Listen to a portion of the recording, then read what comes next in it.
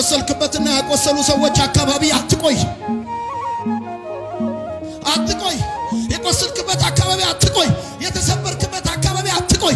ያቆሰሉ ሰዎች አካባቢ አትቆይ። ጉዳትን በማስታመም የጎዱ ሰዎች ዳግመኛ እንዲጎዱ እድል አትስጣቸው። ተው፣ ያለፈውን ተው።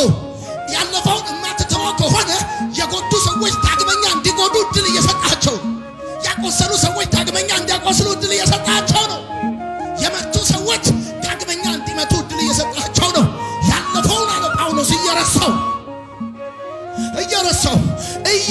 የትናንትናውን እየረሳው የሆነውን እየረሳ